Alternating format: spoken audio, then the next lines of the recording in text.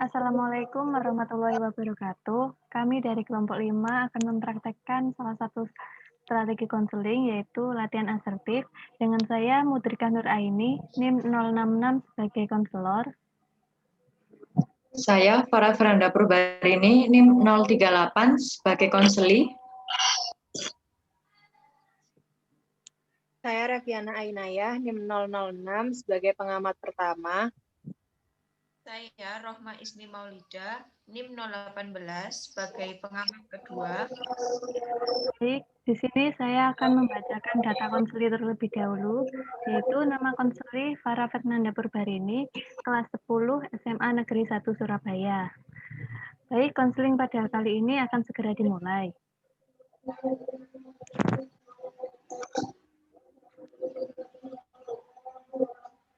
Dimulai sekarang ya, Bu?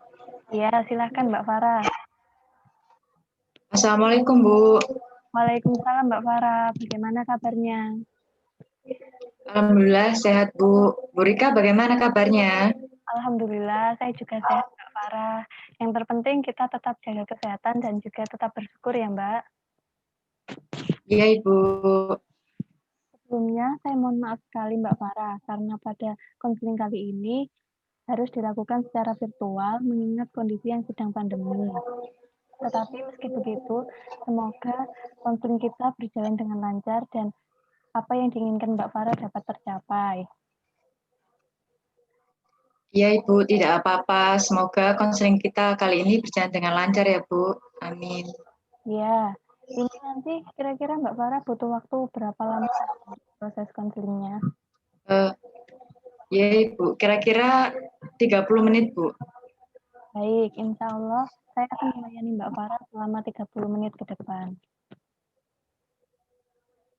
Bagaimana Mbak, apa yang sebenarnya Mbak Farah alami? Jadi begini, Bu. Saya saat ini kan mau naik ke kelas 11 dan akan segera menentukan penjurusan apa yang akan saya ambil nantinya. Nah, saya ingin memilih jurusan IPA, Bu, tapi nilai saya itu standar. Belum lagi saya tidak bisa pelajaran fisika dan kimia, Bu. Hingga sempat membuat saya berpikir memilih jurusan lain saja. Tapi di samping itu, ayah saya ingin saya memilih jurusan IPA saja, Bu. Oh, seperti itu ya Mbak Farah. Jadi di sini Mbak Farah bingung untuk memilih jurusan IPA apa tidak, mengingat Mbak Farah kurang mahir dalam pelajaran fisika dan kimia. Sementara ayahnya Mbak Farah meminta agar Mbak Farah itu memilih jurusan IPA. Begitu ya Mbak? Ya, Ibu, benar begitu. Mbak Farah tenang saja, karena di sini nanti kita akan berdiskusi supaya Mbak Farah bisa mengatasi kebingungan yang Mbak Farah alami, serta dapat menentukan jurusan yang tepat. Oh, begitu ya, Bu. Lalu bagaimana ya, Bu, nanti caranya? Oke, jadi begini Mbak Farah. Pada konseling kali ini, kita akan menggunakan strategi latihan asertif. Tujuannya dari strategi ini adalah untuk membantu Mbak Farah mengekspresikan perasaan dan pikiran secara jujur dan tidak membuat orang lain tersinggung. Sehingga nanti Mbak Farah akan dengan mudah mengatakan kepada ayahnya Mbak Farah mengenai keputusan jurusan apa yang akan Mbak Farah ambil.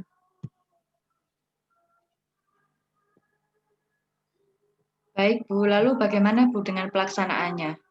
Baik, jadi dalam strategi ini nanti Mbak Farah akan mengidentifikasi keadaan yang memicu persoalan. Setelah itu, Mbak Farah akan belajar membedakan perilaku asertif dan tidak asertif yang ada. Selanjutnya, Mbak Farah akan mencoba menerapkan perilaku yang sesuai untuk mengatasi kebingungan yang sedang Mbak Farah alami saat ini.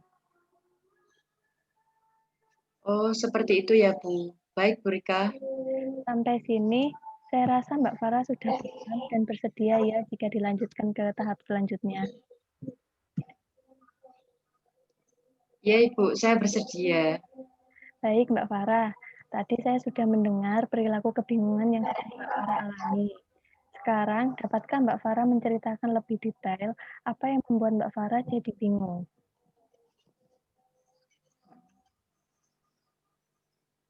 Ya, Ibu. Jadi begini.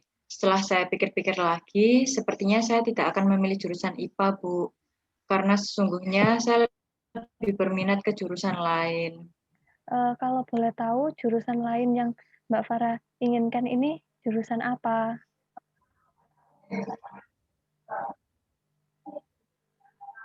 Sebenarnya saya ini ingin memilih jurusan Bahasa Indonesia, Bu. Nah, alasan Mbak Farah memilih jurusan Bahasa Indonesia ini, kalau boleh saya tahu apa ya, Mbak?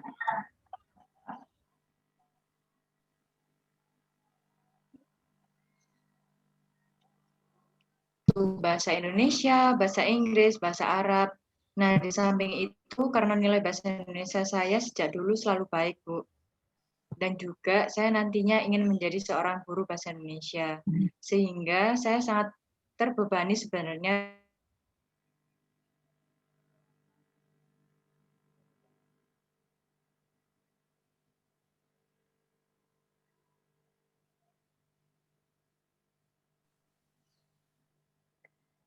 Sebenarnya apa yang membuat Mbak Farah merasa terbebani?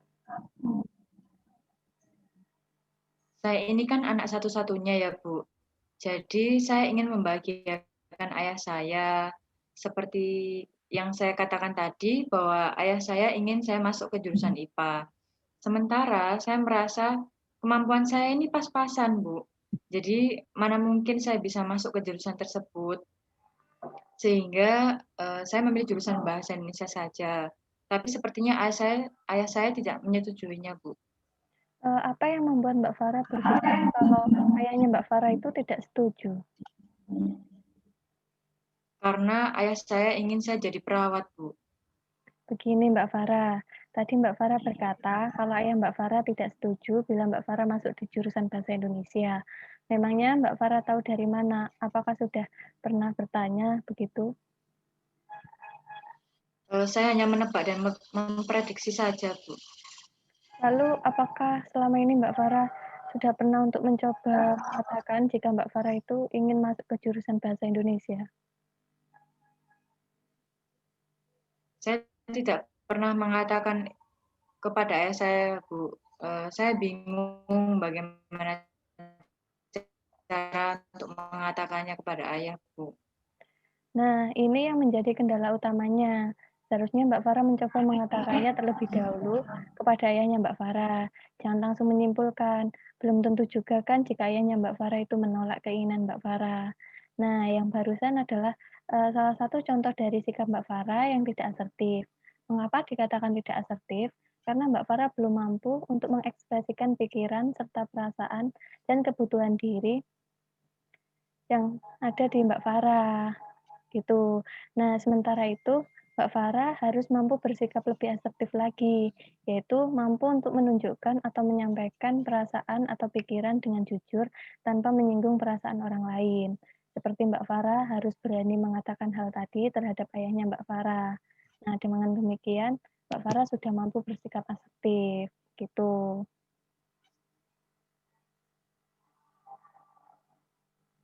Oh iya ya, Bu ya. Seharusnya saya coba terlebih dahulu ya. Barangkali kan ayah saya dapat memahami apa yang saya inginkan. Begitu ya, Bu ya. Benar sekali Mbak Farah, harus dicoba terlebih dahulu. Bisa dimulai dengan memberikan penjelasan yang jelas dan santun agar ayah Mbak Farah dapat mempertimbangkan lagi keinginannya tadi. Jangan langsung pesimis, Mbak Farah harus berani mengatakannya. Karena ini juga kan demi kebaikan Mbak Farah. Karena semisal Mbak Farah tetap berusaha mengikuti keinginan ayahnya Mbak Farah, tapi Mbak Farahnya tidak senang, saya rasa itu tidak banyak membawa manfaat, malah hanya akan menyulitkan Mbak Farah sendiri. Berarti ini saya harus tetap berbicara kepada ayah saya, Bu ya. Terlepas bagaimana nanti respon ayah saya, Bu. Betul sekali Mbak Farah. Alangkah lebih baik dibicarakan terlebih dahulu dengan ayahnya, terlepas nanti seperti apa respon yang diberikan oleh ayahnya Mbak Farah.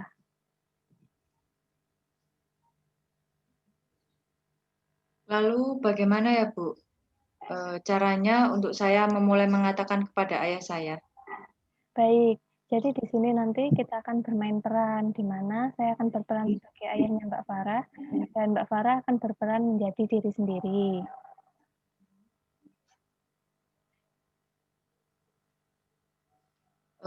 Apa yang saya lakukan ya, Bu, nantinya? Nanti Mbak Farah bisa memulainya dengan mengatakan pada ayahnya Mbak Farah jika ada hal yang ingin dibicarakan.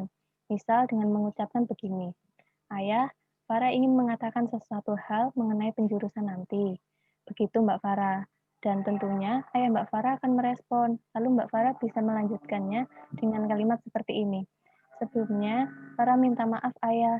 Sepertinya Farah tidak bisa memenuhi keinginan ayah untuk masuk ke jurusan IPA karena Farah memiliki pilihan lain.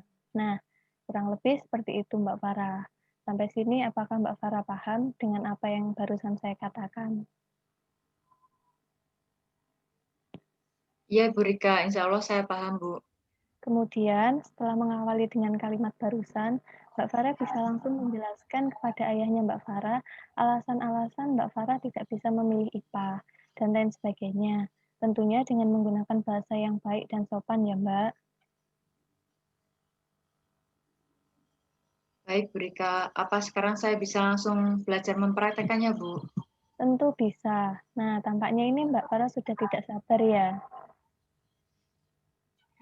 Benar sekali, Bu Rika. Saya sudah tidak sabar ini. Ingin segera mencobanya, Bu. Baik, Mbak Farah, sebelum memulai latihan pada hari ini, saya akan menegaskan ulang bahwa di sini saya nanti akan berperan sebagai ayahnya Mbak Farah, dan Mbak Farah jadi diri Mbak Farah sendiri. Dan sebelum kita mulai, pastikan terlebih dahulu posisi duduk Mbak Farah saat ini sudah dalam posisi yang nyaman. Sudah, Mbak Farah? Nah, jika sudah, Ibu. berarti ini sudah bisa dipahami dan bisa dimulai ya. Ya, Ibu Rika, sudah terpahami dan bisa dimulai. Baik, silakan kalau begitu Mbak Farah. Baik, Ibu. Ayah, Farah ingin membicarakan sesuatu kepada Ayah. Mau membicarakan soal apa, Farah? Farah ingin berbicara mengenai penjurusan ke kelas 11 nanti, Ayah. Oh, soal penjurusan. Memangnya kenapa dengan penjurusannya? Sebenarnya, Farah punya pilihan sendiri, Ayah. Farah ingin masuk ke jurusan Bahasa Indonesia, karena Farah ingin menjadi seorang guru Bahasa Indonesia nantinya, Ayah. Jadi, kamu ingin jadi guru bahasa Indonesia. Itu sebabnya kamu ingin masuk ke jurusan bahasa Indonesia. Iya, Ayah. Maafkan Farah ya, Ayah, karena Farah tidak bisa memenuhi keinginan Ayah untuk masuk ke jurusan IPA. Farah harap Ayah tidak marah setelah ini. Ayah mengerti dengan apa yang kamu inginkan. Lagi pula, Ayah juga tidak bisa memaksakan kehendak Ayah padamu. Jika memang itu yang kamu inginkan, Ayah hanya bisa mendukung saja, Farah. Terima kasih banyak, Ayah, karena Ayah tidak marah pada Farah. Meskipun demikian, Farah akan berusaha semaksimal mungkin untuk meningkatkan prestasi Farah nantinya. Tapi sebelumnya Ayah ingin tahu, kenapa kamu tidak mau masuk ke jurusan IPA?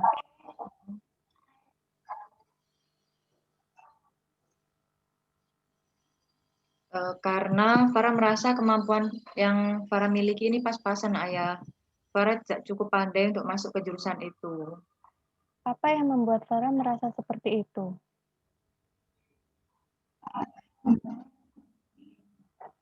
Karena Farah kurang mampu dalam mata pelajaran fisika dan kimia, Ayah. Ditambah nilai kedua mata pelajaran itu selalu saja kurang memuaskan, Ayah. Farah selalu mendapatkan kesulitan saat mempelajari pelajaran tersebut. Sehingga Farah lebih memilih masuk ke jurusan Bahasa Indonesia karena itu keinginan Farah sejak dulu. Dan juga nilai-nilai bahasa Farah selalu baik, Ayah, di sekolah. Ditambah, Farah juga ingin menjadi guru Bahasa Indonesia nantinya. Farah sangat suka sekali pelajaran tersebut, Ayah. Baiklah, jika memang itu keputusanmu, Ayah bisa menerima dengan ikhlas. Semoga kamu selalu sukses dan tetap berprestasi di jurusan Bahasa Indonesia nanti ya. Ya, Ayah. Terima kasih atas doanya, Ayah. Sama-sama, Far. Nah, kurang lebih seperti itu Mbak Farah cara menyampaikan pada ayahnya Mbak Farah. Apa sekarang Mbak Farah sudah paham atau ada yang masih dibingungkan? Alhamdulillah saya sudah paham, Bu, dibandingkan tadi saat saya belum berlatih, Bu. Alhamdulillah kalau begitu. Nah, sekarang saya ingin Mbak Farah mempraktekkan ulang secara mandiri apa yang sudah kita pelajari barusan. sama seperti tadi saat latihan, hanya saja ini tanpa aba-aba dari saya ya, Mbak. Baik, Bu. Bisa dimulai sekarang ya, Bu ya? Ya, bisa. Silahkan Mbak Farah. Ayah, saya ingin membicarakan sesuatu kepada ayah. Mau membicarakan soal apa, Farah? Farah ingin berbicara mengenai penjurusan ke kelas 11 nanti, ayah. Oh, soal penjurusan. Memangnya kenapa dengan penjurusannya? Sebenarnya, Farah punya pilihan sendiri, ayah. Farah ingin masuk ke jurusan Bahasa Indonesia, karena Farah ingin jadi guru Bahasa Indonesia nantinya, ayah.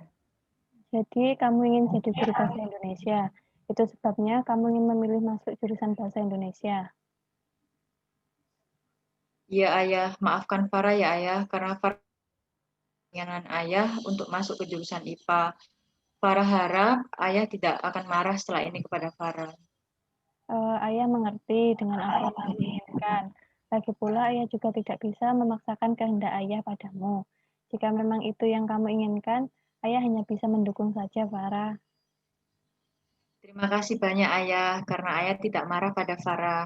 Meskipun demikian, Farah akan berusaha semaksimal mungkin untuk meningkatkan prestasi Farah nantinya. Tapi sebelumnya, ayah ingin tahu, kenapa kamu tidak mau masuk ke jurusan IPA? Karena Farah merasa kemampuan Farah ini pas-pasan ayah. Farah tidak cukup pandai untuk masuk ke jurusan itu. Apa yang membuat Farah merasa seperti itu? Ya, karena Farah kurang mampu dalam mata pelajaran fisika dan kimia. Ditambah lagi, nilai kedua mata pelajaran tersebut kurang memuaskan. Farah selalu mendapatkan kesulitan saat mempelajari pelajaran tersebut, ayah. Sehingga Farah lebih memilih masuk ke jurusan bahasa, karena itu keinginan Farah sejak dulu. Dan juga nilai-nilai Farah selama sekolah itu bagus-bagus, ayah, dalam bahasa Indonesia. Farah sangat suka pelajaran tersebut, ayah. Farah juga ingin jadi guru bahasa Indonesia nantinya.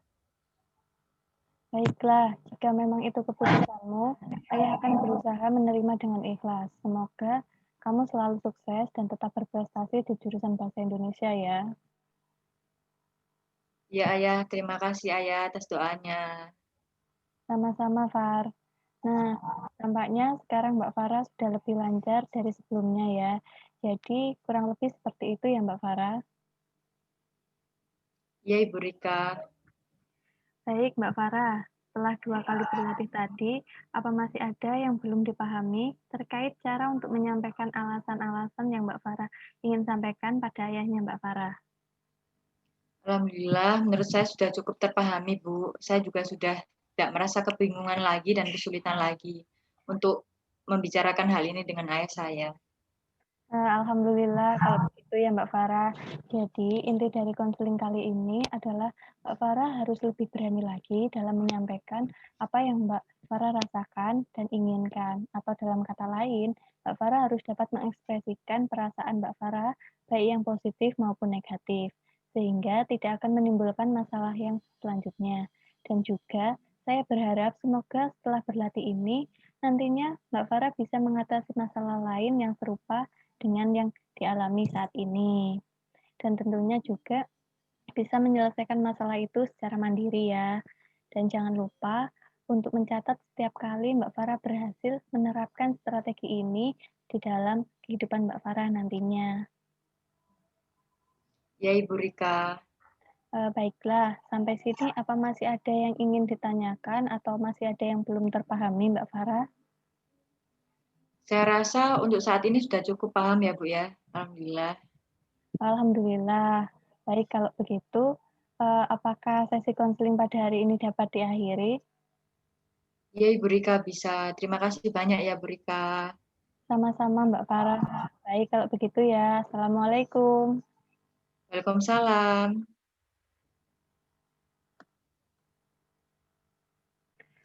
Sekian praktek konseling dari kelompok 5. Terima kasih. Wassalamualaikum warahmatullahi wabarakatuh.